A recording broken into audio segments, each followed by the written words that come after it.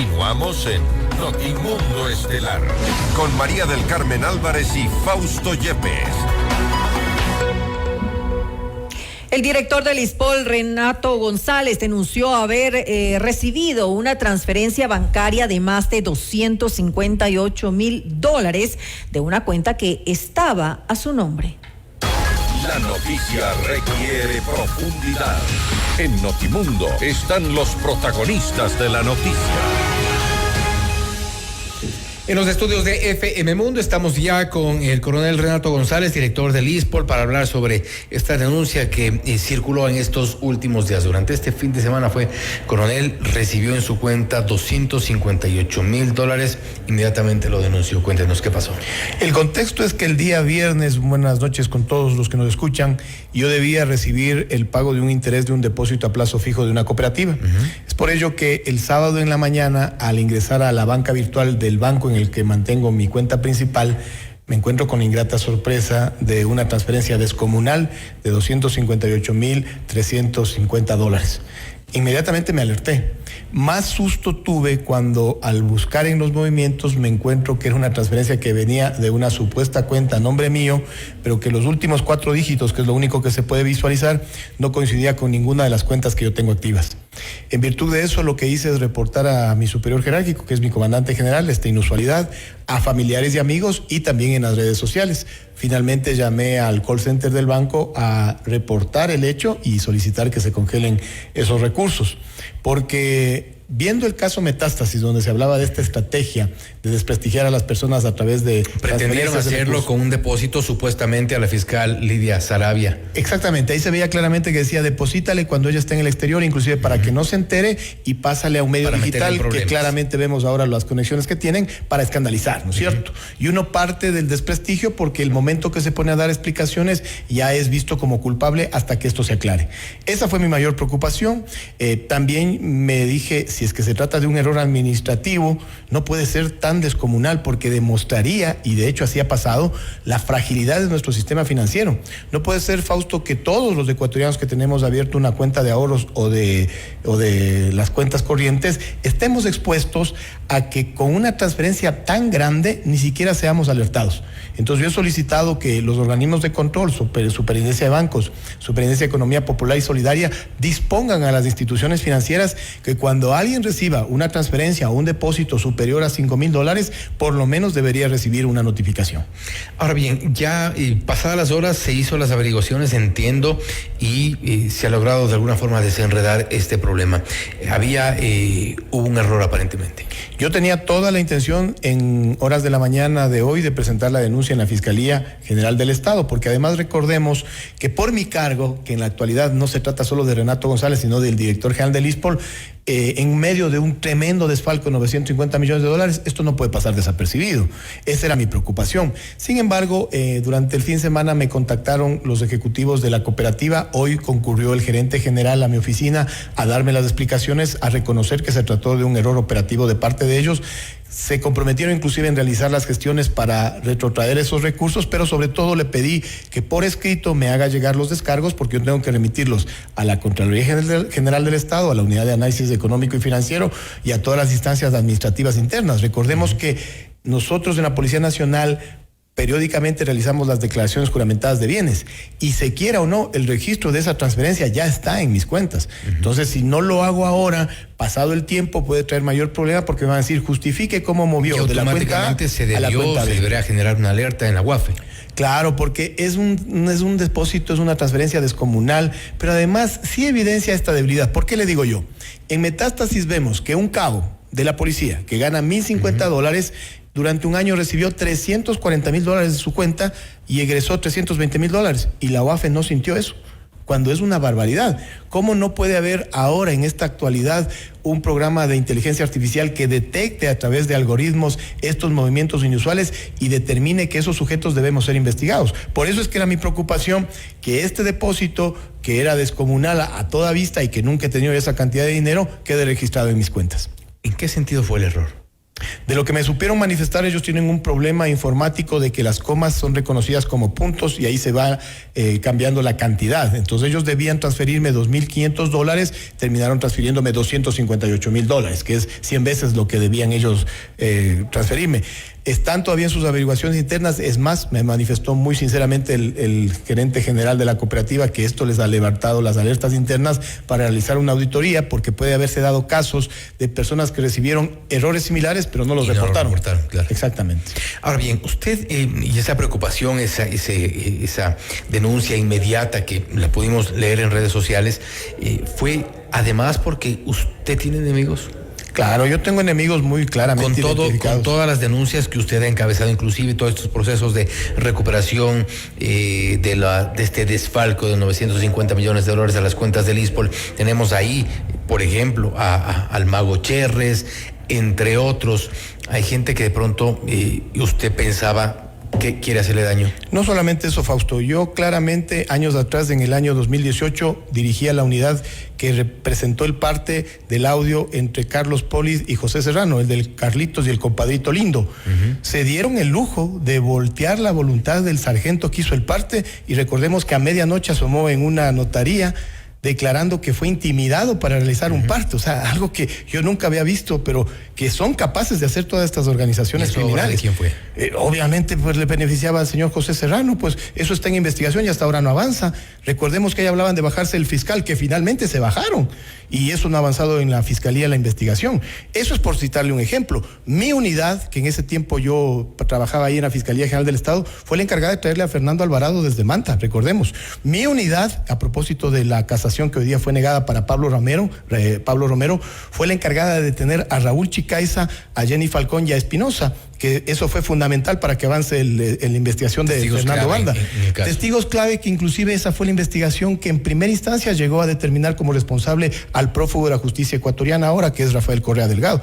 Entonces, súmele a todo eso la función que ahora desempeño en el ISPOL, los grandes intereses que hemos afectado, el recuperar $370 millones, recibir 358,000 como una transferencia que no estaba prevista, obviamente que levantaron todas las alertas. Lo primero que hizo usted fue dudar que alguien quería hacerle daño, y a propósito también de lo que mencionaba el caso Metástasis. Ese fue el primer escenario. Yo dije, qué capaces, qué audaces que son de votar $258,000, y ya mismo aparezco en un medio de comunicación digital de alias Boina publicitando que el coronel González es un cínico porque mueve de la cuenta A a la cuenta B $258,000.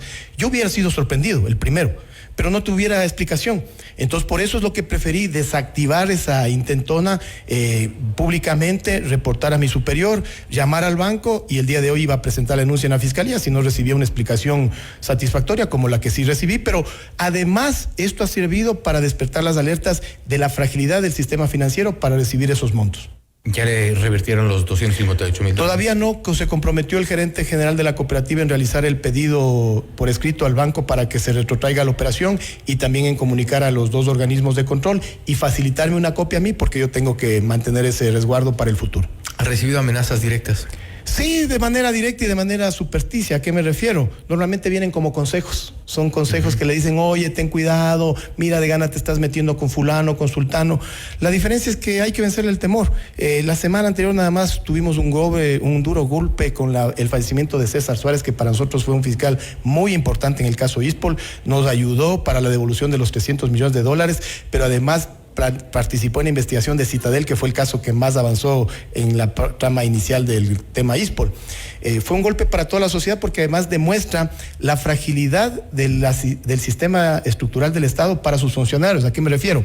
Los policías y los militares que fallecemos en acto de servicio, por lo menos tenemos un régimen de seguridad social que cuida de nuestros familiares. La pregunta es, la familia de César Suárez, su esposa y sus 4 hijos, cobrarán los 17 días de enero, y pare de contar.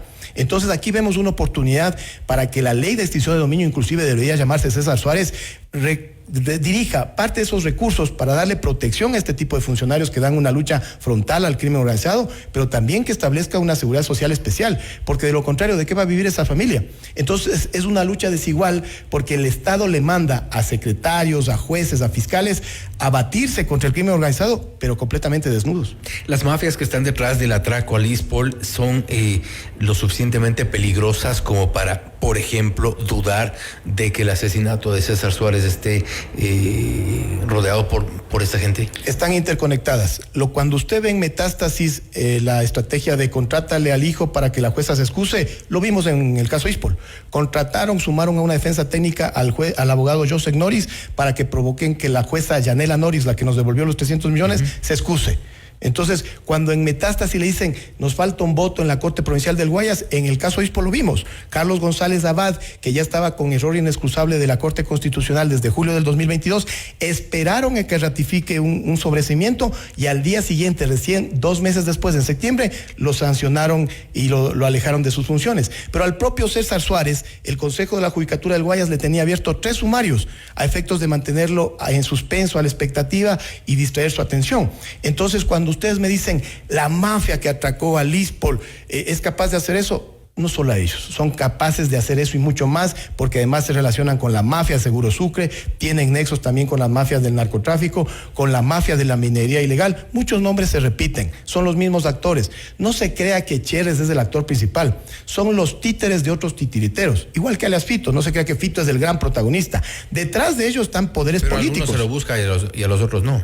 Esa es una pregunta que debe responder la Fiscalía. ¿Por qué para ciertos casos sí se avanzan las investigaciones? ¿Por qué, sobre todo a otros actores, les tienen mucho temor? Porque hay alrededor de 20 investigaciones contra ciertos sujetos, pero no se avanza.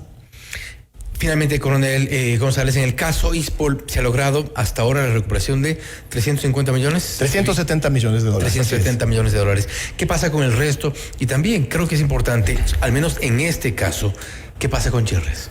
Cherres se mantiene en México. Él tiene un pedido de extradición por parte de Ecuador que lo presentaron ya las autoridades mexicanas, pero es un proceso que puede tomar de 18 a 24 meses. Estamos en eso. ¿Por qué en el caso de Salcedo toma tan poco y por qué en el caso de Cherres? Porque ahí viene la interesante estrategia política que se puede utilizar en ciertos casos. Una cosa es la extradición, que es un proceso largo, y otra cosa es la expulsión. Depende mucho de la voluntad de los gobiernos donde se encuentran estos sospechosos, lo que acaba de hacer la Argentina con la familia de Fito. Los expulsaron, no los extraditaron. Entonces ahí ve la diferencia de la agilidad. Ecuador también ha hecho muchas veces lo mismo, acaba de hacer con alias Gringo hacia Colombia. A lo que yo voy es la recuperación siguiente, son 72 millones de dólares que están confiscados en el Zafra National Bank. Nosotros, a través de nuestros abogados Kendall Coffey, en el 22 de diciembre del 2023 presentamos un escrito, y el viernes anterior me reuní con el viceministro Leonel Calderón para transmitirle la necesidad de que recibamos el apoyo gubernamental. Yo entiendo que el señor presidente Noboa ya lo dijo hoy día públicamente en la Escuela Superior de Policía, que nos va a apoyar en todas estas labores, y también a través de la doctora Mónica Palencia. ¿No se habrá diluido todo el resto de los recursos? No, mire que nosotros tenemos claridad de estos 72 millones de dólares, pero también recordemos que está pendiente una demanda a la Fisk Corporation, que tenían 25 millones de dólares en el pasado y le terminaron entregando a Cherres, pese a que él mismo les dijo que eran recursos nuestros. Detectamos a finales de diciembre del año anterior que en el TD Bank 2 funcionarias, solamente 2, eran las que le entregaban a Cherres tarjetas de crédito a nombre de terceras personas, es decir, para lavar dinero, ¿no? Le entregaban tarjetas de crédito a nombre de Fausto Yepes, pero el que utilizaba era Renato González. Eso es una gran debilidad del Citibank, producto inclusive de negligencias, y serán también motivo en su momento de demandas. El Citibank Nueva York también será uno de nuestros blancos con los abogados internacionales. Son trabajos largos que se tienen que realizar. Yo considero que si recuperamos los 72 millones, habremos llegado a un 55% de la recuperación y podríamos avanzar a un porcentaje cercano al 70%. Me dirán, ¿y el 30% lo damos por perdido? No, el 30% le sacamos a estas organizaciones financieras que sabían lo que tenían que hacer, no lo hicieron, y que tienen que indemnizarle al Ispol. Pero hay plata irrecuperable, hay plata que se fue en fiestas. Ajá, en spa. En spa, por ejemplo, hay plata que se fue en casas, hay plata que se fue en viajes, en estudios de un general, también de los hijos de un general. Y hay investigaciones pendientes. Recordemos que la asistencia penal claramente demuestra varias transferencias, por ejemplo, $200,000 a César Auquillos Pucurucu, que era el anterior jefe de inversiones del Ispol años atrás, a un exministro de Finanzas que cobró $125,000 por hacer estudios de mercados internacionales. Todas esas explicaciones todavía están pendientes. Si no las vamos a obtener en el Ecuador, no se preocupen, vamos a ir a buscar en la justicia norteamericana. Finalmente, yo estoy consciente que habrán recursos que no se puedan recuperar porque ya se licuaron en fiestas, en mujeres, en relojes, en todo, pero ahí viene la importancia de las indemnizaciones. Lo importante para el ISPOL será recuperar todo ese hueco patrimonial que falta y se requiere para eso el apoyo político. Yo estoy convencido que el presidente Noboa nos lo va a dar, como hasta el momento así lo ha demostrado. Esperamos que se recupere y que se garantice sobre todo la seguridad social de los policías honrados, los policías que ahora mismo muchos de ellos nos escuchan seguramente en esta señal y que esperan que se recupere ese dinero que un grupo no pequeño, lamentablemente, un grupo no pequeño dedicado a este tipo de atracos, pues no ha regresado al país, no ha devuelto los recursos y los ha escondido. Esperamos que este trabajo de recuperación de este dinero, de estos recursos, continúe y tenga un buen final. Sí, hay que continuar, es la subsistencia de 90,000 familias del conglomerado policial, pero además de la institución fundamental y básica para dar seguridad a los 17 millones de ecuatorianos. Los policías honrados de este país se merecen. Gracias, coronel González. Gracias a usted, Fausto, y un saludo a todos los ecuatorianos. Ha sido el coronel Renato González, director del ISPOL, hablando sobre, primero, la denuncia de un movimiento bancario inusual que se detectó en su cuenta durante este fin de semana. No obstante, se habría tratado de un error de la cooperativa que está ya siendo subsanado de acuerdo y con los reportes necesarios y los trámites respectivos. También de la recuperación de los recursos del atraco al ISPOL, los 950 millones de dólares de este atraco, se han recuperado más de 370 millones. Se continúa en este proceso de recuperación, mientras algunos de los cabecillas líderes de esta red de atraco a los recursos de la seguridad social de la policía, muchos siguen fuera, muchos siguen protegidos, otros incluso mandando sus mensajes en redes. Esto es Notimundo Estelar, siempre bien informados.